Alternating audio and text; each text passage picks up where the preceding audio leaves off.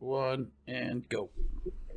Hello, everyone. Welcome back to Nerds of Legend. My name is Brian, and with me, as always, is my friend Ben. We've got Missy and Joel as well. Hello. And today we're talking about the book Ashes of Onyx by Seth Skorkowsky. Nice. So. Do you mean to have your camera off, Brian? Oh, that's correct. I forgot I've got the camera off. My apologies. Sorry, I just realized it. Oh, nice. Nice. All right, then. So. I like for the so they can't really see my hair's all messed up.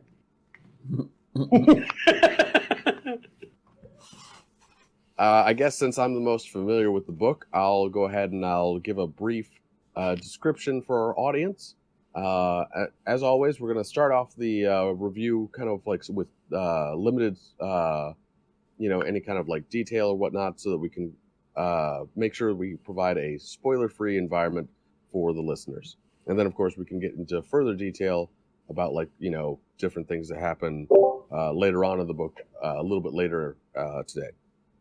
But the basic premise for this book is about a girl named Kate. Kate is a magic user. She's a sorceress, or rather she used to be before someone stole her magic.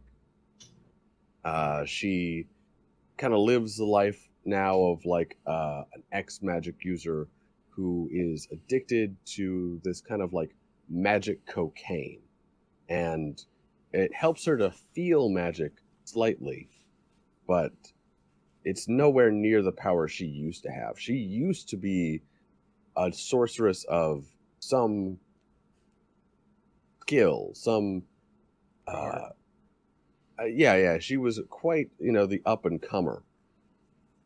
That is before a terrible accident befell her on the trials that she was performing in order to move up in rank. Or at least she thinks it's an accident.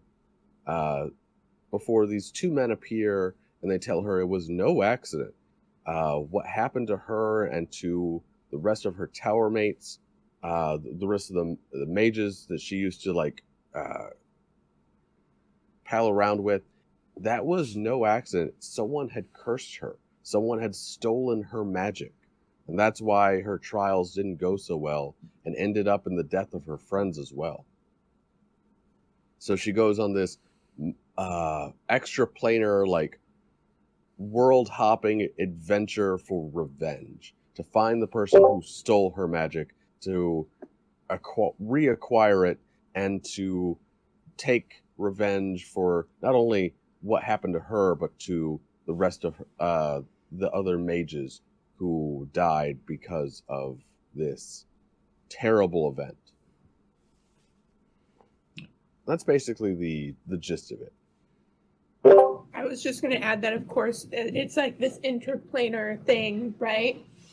And there's a reference to a turtle, but there is no turtle, thankfully. But there are whales. I'm so glad that you actually, because, okay, we were just talking about, how far each of us got. And obviously I've read the entire book. Missy was also... I'm going to finish it. I'm almost... too. Life got in the way of finishing this one. It was a bit of a long one. I had today and yesterday slotted to do it, and life did get in the way as well. So yeah, but Missy did finish it, so she knows about the turtle. Yeah, I at the end. Now I have to finish it. I paused it, and I was like, "There's a turtle." As the book says, turtles all the way down. So yeah, I the thing that I like most about this book, and this is where I guess we'll kind of start. Sorry. So is that why you picked this book? Because there was a turtle?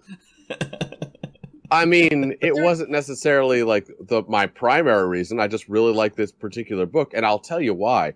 Because this is where we can kind of get into not spoilers, but basically our thoughts about the book. I mean, you already gave the outline. We could jump right into the spoiler territory because, like, No, I don't want to give spoilers just yet because what I want to do is I want to like tell everyone whether or not we liked this book, why we might have liked this book, and kind of like let everyone kind of decide for themselves before, like, you know, give like okay, our own recommendation. You know what I'm saying? Mm-hmm. You want to start? Or He's starting. well, he recommended it. We're pretty much we know Brian is a fan of this book. He's the one that put it out into the group. Well, the reason why I really like this book is because Seth Skorkowsky does an excellent job incorporating details that, honestly, like I really would love to see this guy like run a game at some point because he's so good with like describing the details of a room, giving you the full picture of everything. Like, for example, the way he incorporates color throughout this book is amazing. Mm-hmm. I will agree. I think that we've seen he's wonderful at world building. Oh yeah. Like, I and was gonna say that. Yeah. He jumped into. There's a couple points that I like that he's very clearly modern day. Like, like, don't mention Harry Potter. You know, some of us don't like the word Muggles. You know, there's references to iPhones. So like it's very modern. You know, and it sounds to me like this world, except there's magic and everybody knows about it. Yeah.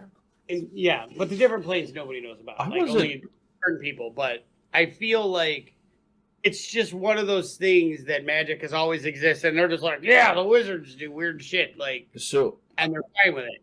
Well, that's the point of urban fantasy, right? Is that you want to, like, it sets itself in your world. So, like, it's just part of it and natural. Yeah, I mean, it's one of my favorite styles of storytelling because it creates an instantly relatable scenario. You know, like if they're like, well, we were on, you know, South Wabash. I'm like, I know right where that is. You know, like.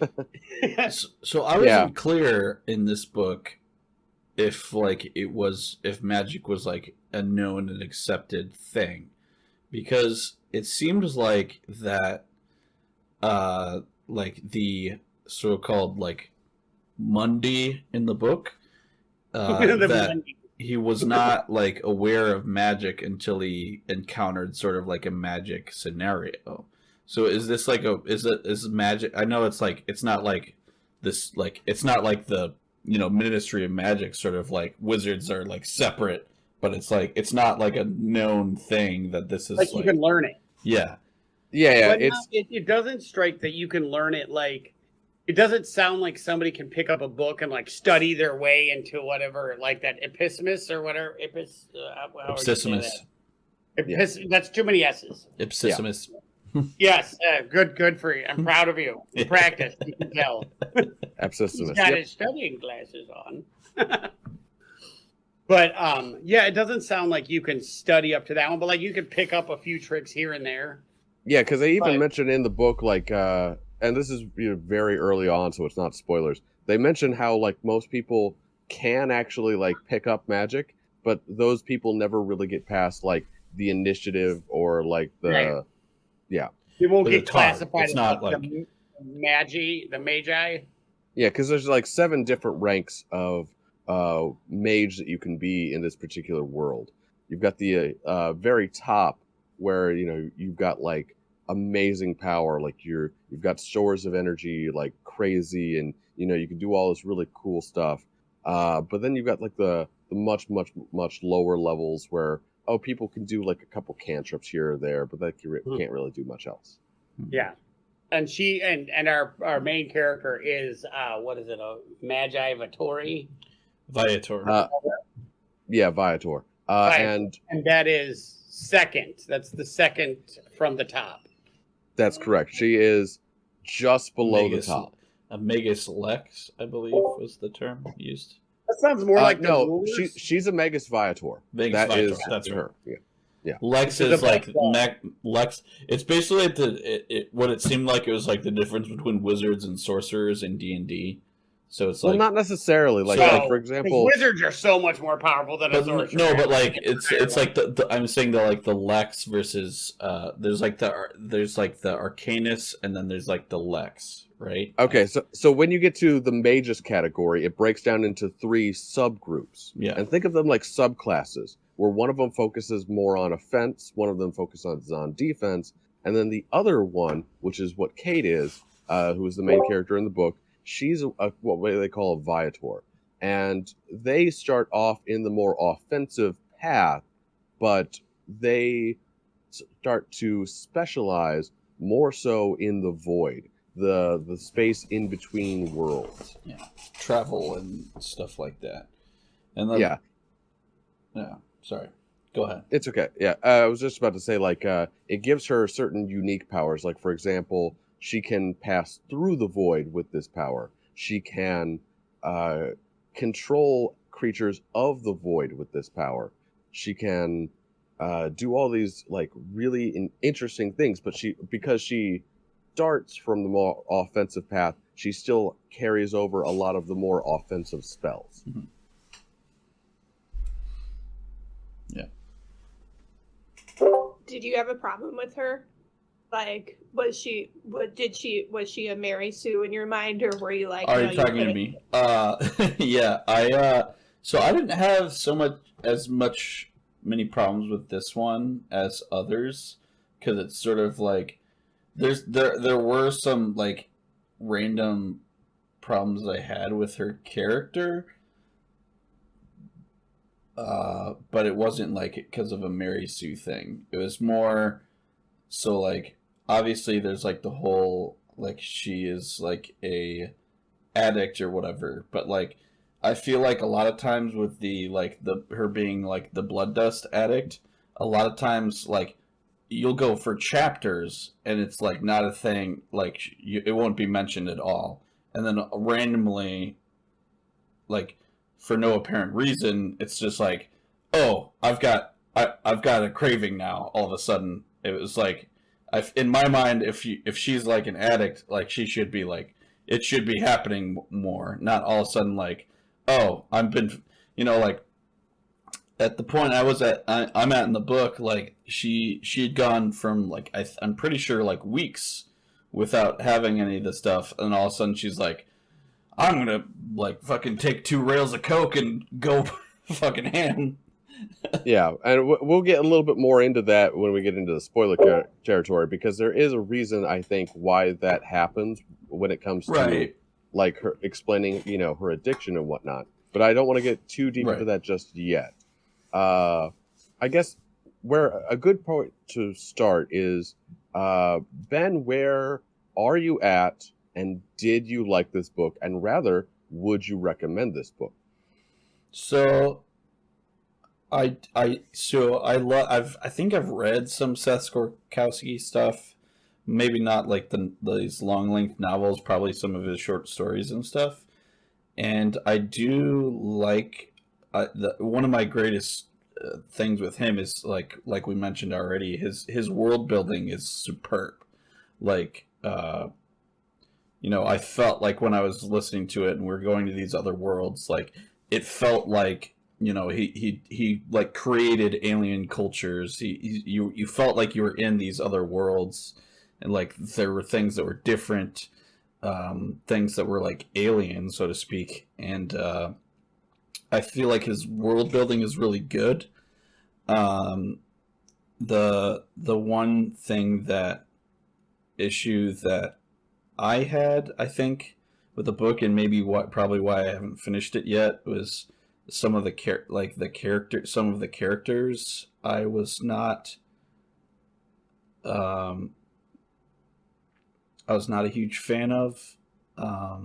Not for just like in general. It wasn't like when we talked about the vampire book. It wasn't like that sort of level, but it was like I had issues with some of the characters that it was for a different reason. I can't pinpoint it. I just had issues kind of getting into this one. I can see the appeal of the book. I did enjoy it. I just couldn't really like get into it, if that makes sense. Okay. Yeah, that's fine. Missy, let's go to you. Did you finish the book, and would you recommend the book, and do you like the book? Yeah, I finished it. I liked it. It's like, so I've read, a fair amount of urban fantasy. And there is like, it reminded me, and I think it's because of the main character being an addict, but it reminded me, I don't know if you've ever read, or you or Sam have read, Stacia Kane's The Downworld Ghost series. I really like that one.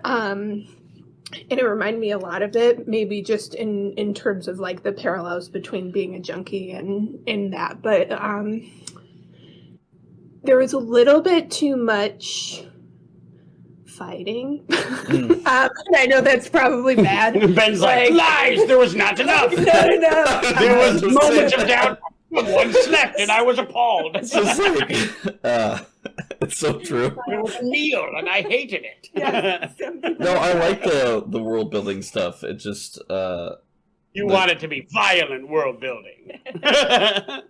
I feel like there's like it's like a lot of downtime and hurry up and wait sort of things. So like, oh no! If you would have gotten further, you would have been like, no, this is enough violence, and I love it. Yeah, it definitely picks up. I liked it. I thought there were like, it was engaging. It kept me reading. I thought his writing style was really good. I would recommend it to a particular type of reader. Mm-hmm. Like, I don't think I'd agree with that. Would like it, but like I think others might. So I would recommend it, but I would be judicious in who I do that to. Yeah. I'd agree with that statement. Yeah. Well, I think like any book, it's not for everybody. You know what I'm saying? It has fun. its audience. Yeah. Yeah, like it's fun. It really builds it. He is a tremendous world builder, and so he does like a lot. You really distract me. I can't. I'm sorry. Like he does a lot of world building. He does a lot of setting the scene. He makes you feel like you're there. He makes you. Never. I'll save that for the spoilers. Okay. Joel, going to you. Did you finish the book? I am about. I'm 3/4 of the way through it. I'm at the parts where like now they're really getting to the battle scenes, and the conflict is kind of like hit a zenith. Mm-hmm. And do you know what chapter you're on? I'm just curious. 34, 35. I think, You 35. surpassed me in the last like 2 hours. Yeah, that's what I did. I was trying to get caught up. They're outside, and she has taken the thing. Oh. Yeah. So he it was right there. Yeah, it's already like you can tell like you're at the base of the mountain and you're starting to climb up. Yeah. So I think I'm like right before that.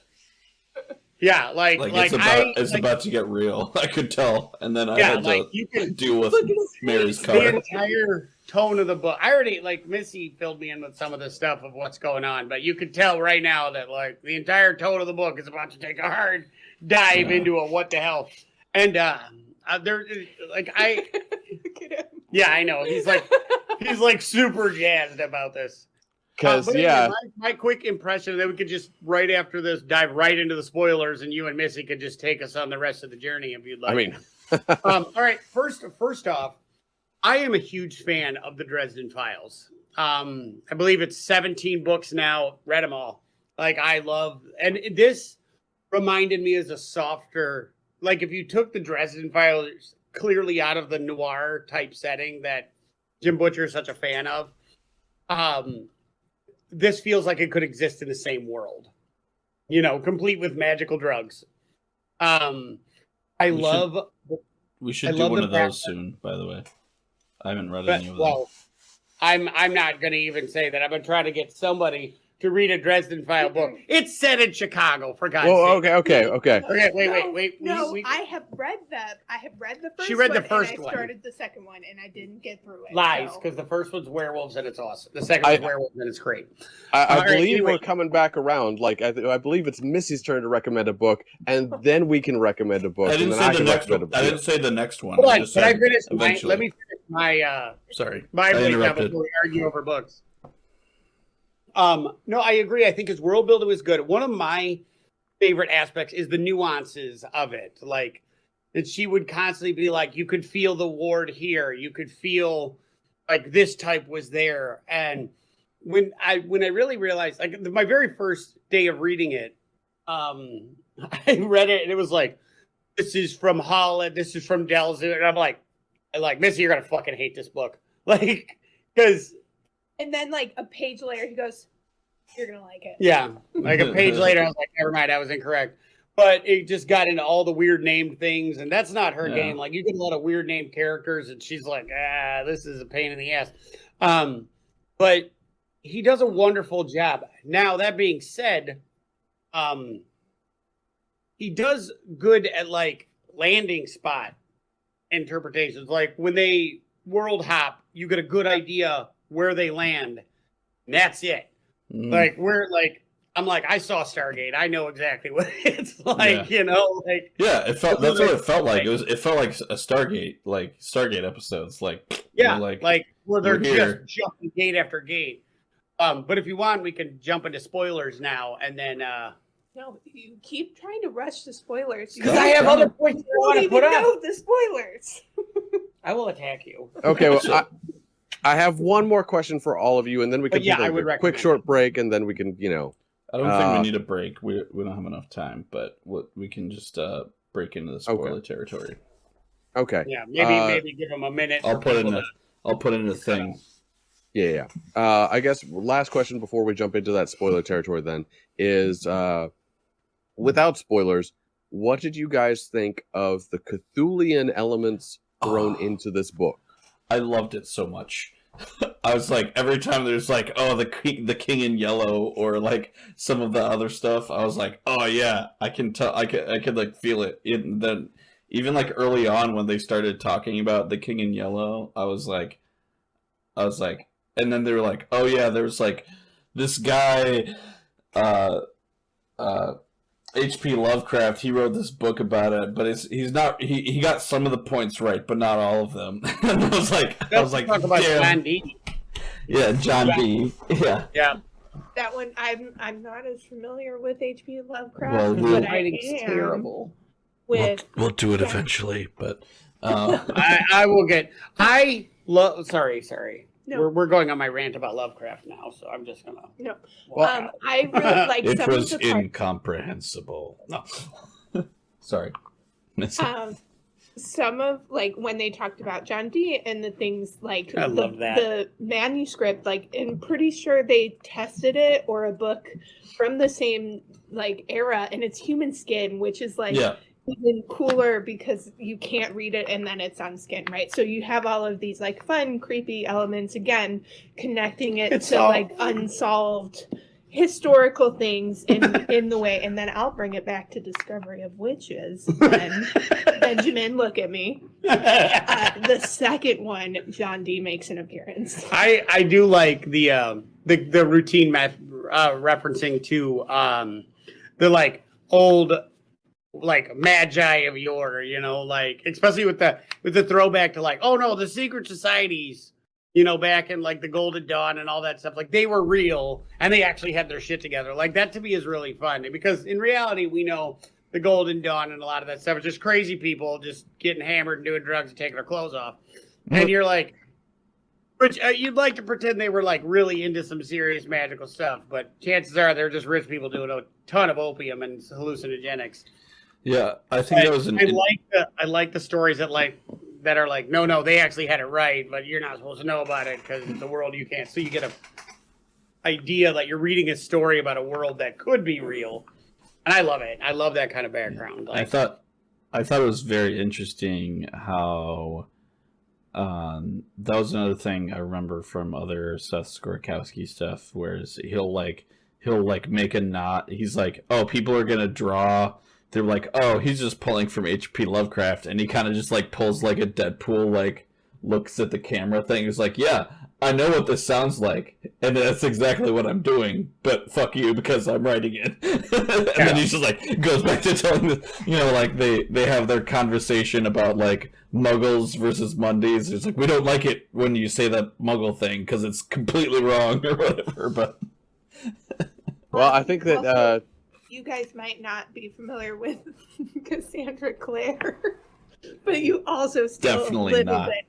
From the Shadowhunters, where they talk about the Mondays and the Mondays. Well, so it's like that's not. I like how happy that made you. Well, no, because you guys like are like all of this like nerd shit, and I'm like, listen, I'm gonna bring it to popular shit that like you hate. I'm gonna bring it to cool shit. So like because like I said, like there was all that stuff with like the Viator thing with like the plane shifting, and they're like, yeah, H.P. Lovecraft's a thing. Like he got some of it right, but not all of it.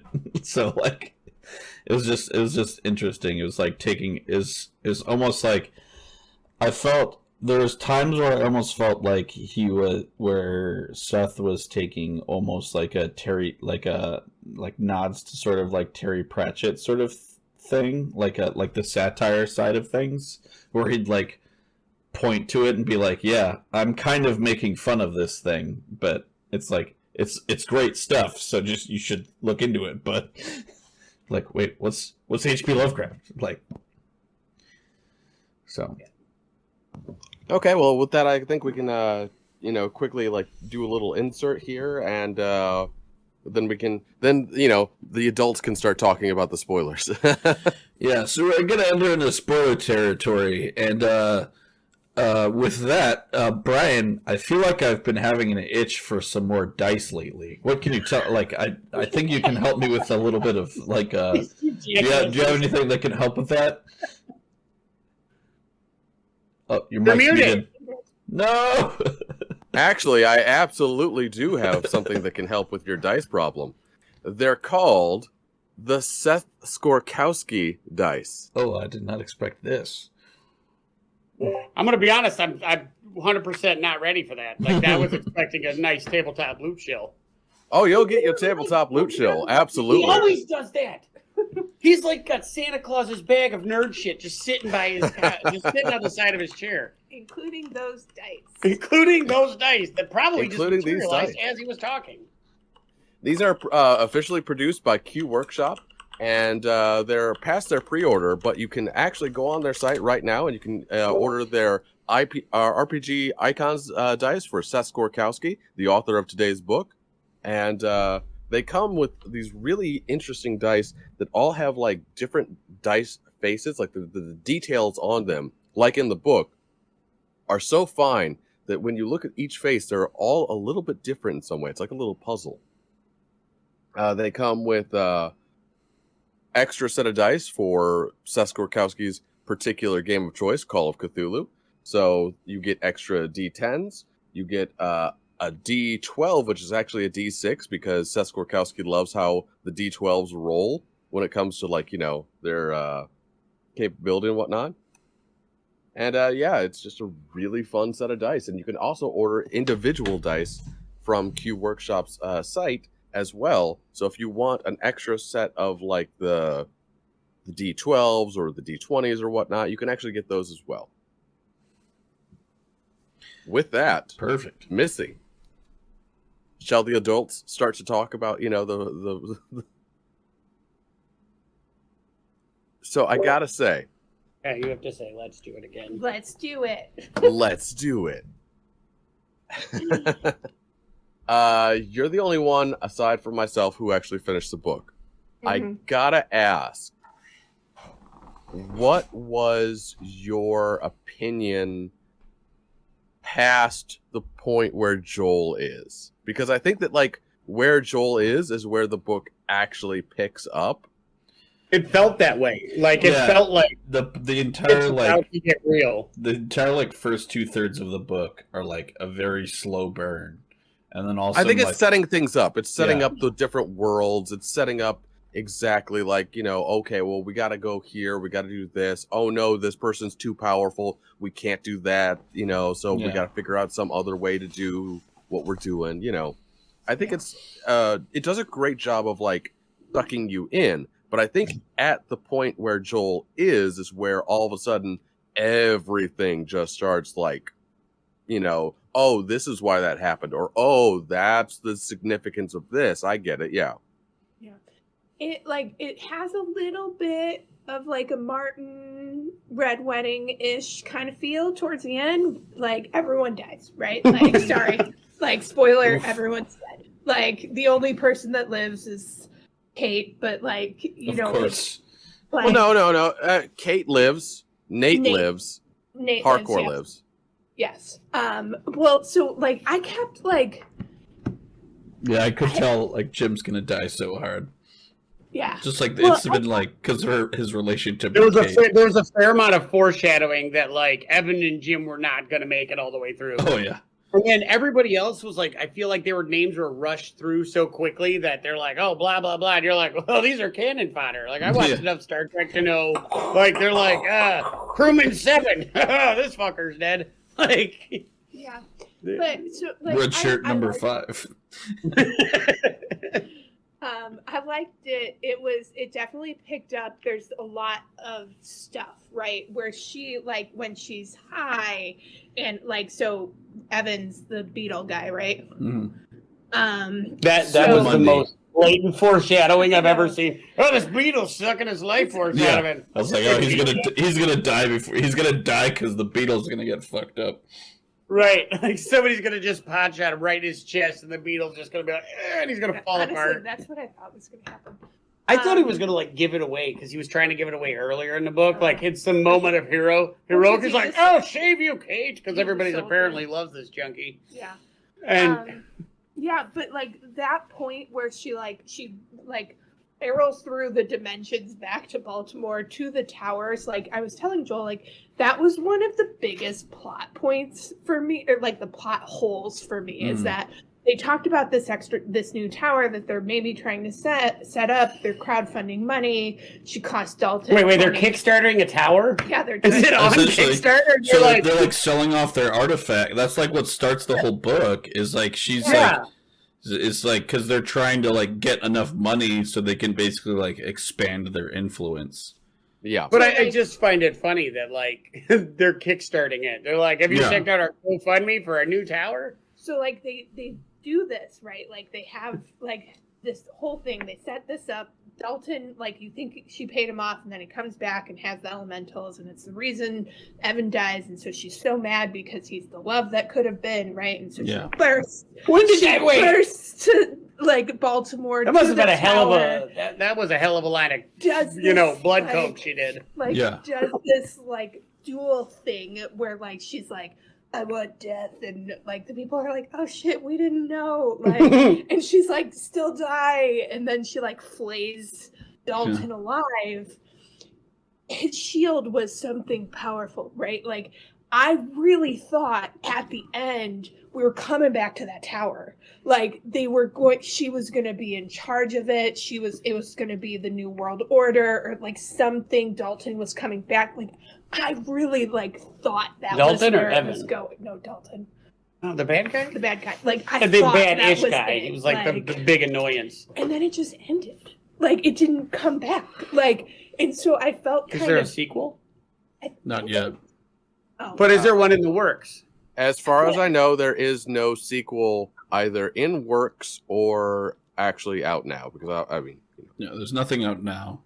Yeah, okay. But it wouldn't surprise me. It wouldn't surprise me because Seth Skorkowsky has done other stuff that does have, like, for example, his Mountains of Daggers book, kind of follows like his D&D, like kind of high fantasy, but like still kind of like dark noir kind of feel to it. Then there's his Valdecon series, So I mean, it wouldn't surprise me if he's gonna maybe like follow up with this, especially considering the reception it got. Because honestly, I think this is one of his best. Mm-hmm. Yeah, I really liked it, and I think like, and it wasn't it came back in a sense that then all of the guys came with her, right? They were able to have that support to go to the world Mm-hmm. where the statue of Candace is, like, where she, like, which is like a fantastic plot point, like, where she's like, these are the her captives, the people she has stolen their magic and made live in this little thing, and then the only thing by them is like this big statue of her, like, your benevolent ruler, right? So well, yeah, because it's like this whole thing is that that Candace this entire time is like all ego. Like, she has to let you know that she's done the thing. Yeah. But it was, like, and then, like, but at the end, like, the mask thing, like, where, like, she, like, I had to read the part where she realizes she can't get to her through the shield. So she collapses the shield by hitting the ground, and I had to that's how she gets to her, like, she's able to shoot her or whatever it is, right? That's how Sort of. What happens first is that she takes the dagger that has the magic absorbing effect, and she tosses that into Candace's chest. Yeah, and that breaks the shield, and then she goes for the knees. Okay. She sweeps the leg, Johnny. Yes. And like that part, like, it was like building, and it was almost like she just like sat there, like, on her crown, or, you know, like, I'm not scared of you, I'm talking, and then all of a sudden she whips the dagger, breaks the thing, goes for the knees, and then she's done. Like, and she's like clawing off the thing, and you're like, that's it? Like, this, like, we've had a million battle scenes to get to this. Like, I felt a little bit left out. But I feel a little bit like Harry Potter at the end of the 7th book, you know? Well, one of the things I like is how, because I can understand why the battle was over so quickly. Candace is a god. If you give her a second, she will fucking take everything from you. I think in the first battle scene in the book, you do realize, like, they had been building up, like, Kate's power, and, like, she's this thing, you know, like, that she's still, and, like, up until this point, you kind of get the idea that Kate's magic is the only magic that Candace has stolen. At least in my mind, maybe I missed it, but, like, it feels like, I don't think it's come up yet. Maybe, well, I think it's implied that she's at least taken from, like, at least one of each school. So but at this point with the battle that I've gotten to, it's implied that Kate has stolen, and I thought at least Kate's, because Kate's came back roaring in as, like, she thought, like, she was doing the blood dust, being like, I need the magic, and now it's like, he was like, this is a laughable amount of magic, like, this is worthless what it had. What I was thinking was a fair amount, and I thought that when Kate got it back, that Candace is going to be like this scared, you know, like how you see like a dictator who's now like threatened, or like just doesn't go into public and like surrounded by guards. And then she comes in there like a literal god, just like pointing fingers, and portals are opening up, things are pouring in. It was this most chaotic battle scene of, like, just everything dies. She like sneezes, everybody dies. Somebody's arm blows off. They're like, what the fuck just happened? And then you realize this girl is like radically outclassing everybody around her. Yeah, she's not even like drawing circles or shit. She's just like fucking shit. Like, she's just like standing there and like shit's happening. Because of the mask, right? Sorry, say again? Yeah. It's the mask, right? It's partially the mask. It's also the fact that she's stolen so much power from all these other people. Yeah. Like, I did mask... like at the end when they were like, you're nothing but a 2-bit hedge witch. And I'm like, magicians. Yeah, because like the mask, in a sense, provides her with a way to kind of counteract most magic, which is one of the reasons why people have such a hard time like actually hitting her. Which is also why the gun is used at the very end. Which, by the way, I really liked that part. It was like everyone who was super important to Kate was with her in a sense when she finished off Candace. Mm-hmm. Yeah. Because you had the gun from her previous master with the bullets. Yeah, from Evan. Yeah. Mm-hmm. Yeah. No, I did like.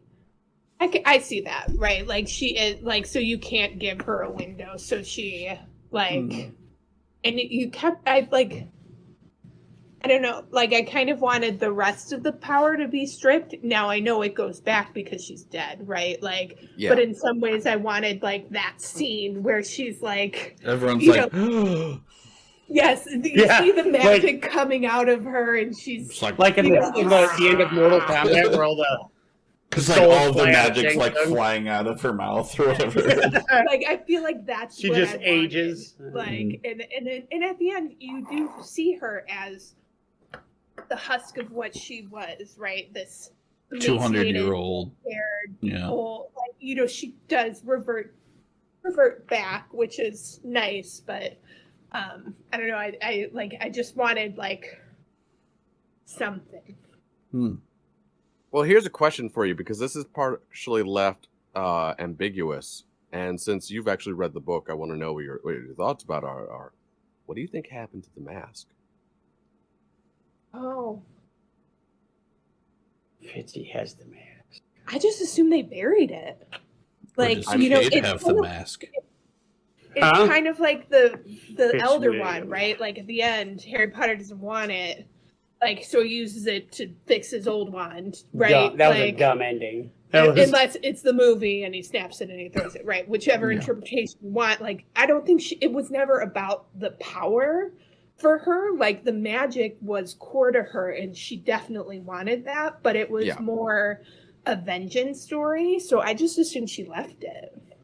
I mean, it's never implied that she takes it or anything, but at the same time, it's like, why wouldn't you? I mean, if to have it like in your back pocket. Well, if nothing else, I don't think she wants anyone else to have it. You know what I'm saying? Well, I mean, you can't just look at the problem it caused. Yeah, exactly. This is again. They buried. I don't know. Like, I interpret, like, I thought she buried it with Harcourt. Like, well, he's not dead. Oh, he's not? No. Oh, I thought he died. No, he's got it. And he's stealing magic. The whole thing started over. The description at the end, when like he like kind of throws his head back and whatnot, that implies his death. Yeah. But at the very end of the book, when like she's saying how, you know, she needs a girls' night out before she returns to her student and to Harcourt. Oh, I'll have to look at that, because I thought she Does that mean she's gonna go take another line again? Because I feel like every time she gets high on blood dust, things go bad. Well, see, that's the thing. I think that after the last time she did blood dust, she kind of learned her lesson, because she doesn't even think about it after that. Yeah, the thing is, like, okay, one of the questions, and I'm hoping it was going to be answered in the story, but is the mask what, like, Candace didn't have any innate magical abilities? Yeah, no, she did. She did. Wait. But it was minor. Yeah. Tell Harcourt how it went. Oh, I just sort of like glossed over that. You're ready to be done. Harcourt and Nate survived. I was determined to finish it before this. Like, I was so close, and so I'm like, go, like, you got this. Yeah. All in all, I did like the story. I am excited to finish it, which I will in the next day or so. Yeah. I just assumed there was a new one because it said Frost. Oh no, this is Frostbite by another person. Yeah, it was. It was a very engaging story. I do like the world. I would like to have seen. I would like to. It's disheartening that there's not a second book, you know, because it seems like they have a lot going on that's going to be. They wrap it. Like, I think they wrap it. I'm curious to see how they do wrap it up. You know, you say it does, so good. Yeah, they wrap it in a place that I didn't feel like it leaves the door open for a new one, right? Mm-hmm. Like, I kept, like, part of me kept waiting for, like, Nate to betray her. I don't know why I was focused on her. Because she was a bitch in the beginning. Like, I was like, she's the one. She is the one that's gonna, like, you know. No, like, but then you had that scene. You had that scene where like Kate started teaching Nate stuff that like she couldn't get from Jim, so you could tell it was like sort of like that Kate was going. She was like, "Oh yeah, you have potential to be a Viator," sort of thing. So it was like the new next generation sort of thing. But I can. That's actually where I think the next book might actually pick up. It was with it'll probably be with like Kate. I would think that it would be, if they did another book, it would be like Kate becoming an Absissamus and like starting a new tower and the struggle with that. No. I think the next book, and I mean, I could be completely off here. I think the next book is going to follow Nate. It could be. But also, like, pick a different name. Like Nate and Kate, come on. Like that. Like they even draw attention to that. Did you catch that? Like I don't. What do they say? One of the people who is like one of the alien species. They go. So wait, are all women from your planet like 8? Where it's like Kate and Nate and like is that what females are in your planet? They just. I like that. Yeah, but like you kind of get that like that parallel. Like so for me, like since they were so close, since she was this young, she just coincidentally was there. Like I felt like there was a lot of like there was potential for her to be a turncoat, to be like because there were spies everywhere, right? Like, but she started out so overtly hostile, and you're like, oh, you're a duster. Like she was like already looking at her like, like you're not really a person. So the idea of her turning her over to benefit herself, like when she's looking at her like a non-entity at the beginning because she was a drug user, right? Like that did kind of foreshadow like she like if somebody's going to betray him, like she already hates you. I mean, even though very quickly it turned, but like what she found out she was cursed, but at the very, very beginning, like it seemed like no, if she hates this girl, she uses drugs. Why would she even talk to her? Well, but I think that Nate's position at that point in the story was to basically like put a foil to like because Jim is willing to like entertain Kate's stuff even though he can tell there's like sounds absolutely ridiculous like to everybody. Right. So it's to basically show that like because of Jim's relationship with Kate, he knows like what she's been through. He knows like what's been going on at least somewhat. So he's willing to like at least talk to her. Nate is basically the foil to Jim to show how like the greater like magic community would view Kate. I think you guys might be reading a little too much into it. I think that like Nate was just more so concerned that like Kate was the old girlfriend who was coming back around to steal Jim away. Oh yeah, do you think so? I mean, it makes sense too. Well, like they slept together, like they. But Jim said that they stopped when she became the apprentice. But Brian makes a good point. Just because they stopped because she became the apprentice does not mean that she was like happy to stop. It just might have been like, well, I'm your boss now. We can't do it anymore. And she's like, well, once I get to your level, we could get back to it. Yeah. You know. So yeah, there's a human interaction. I don't know. In my mind, she was kind of like the foil to Jim in terms of like how she.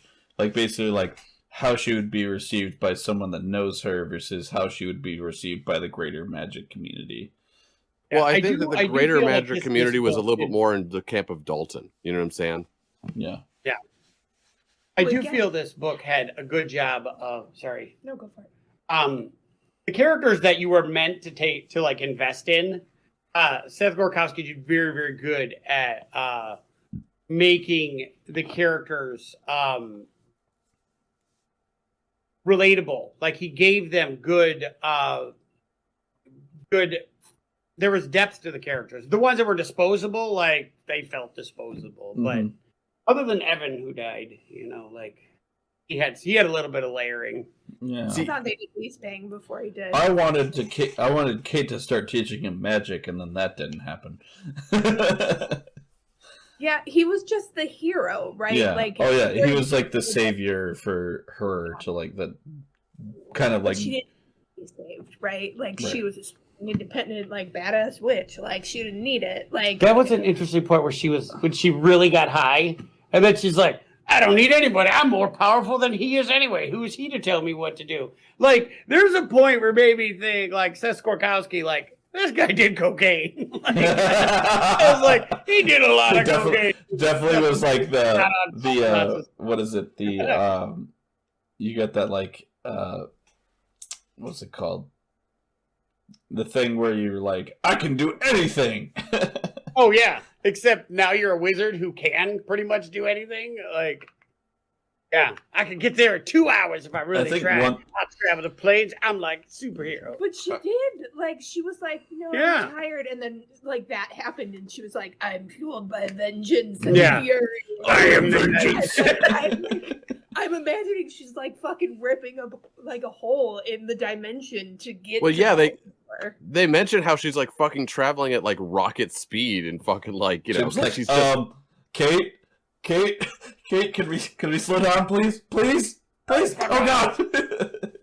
Awesome. Can we turn on the radio? No. Yeah, she is not go fast. Okay. Yeah. All in all, I hate to cut it short because, of course, I have to get to work. But Obviously, I loved. What I've read. This book was very good, and I was very frustrated that life got in the way. To get to it. I even tried to like avoid sleeping to do it, but my body was having none of that nonsense. Yeah. I would recommend this book. I enjoyed it. It's a wonderfully built world.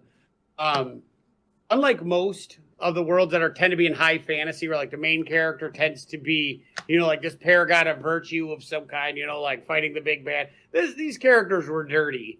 Like they felt relatable. Like the main character was a drug user who then figured out her shit. And to me, it was an entertaining story, and I'm excited to finish the rest of it. What are your feelings for the rest?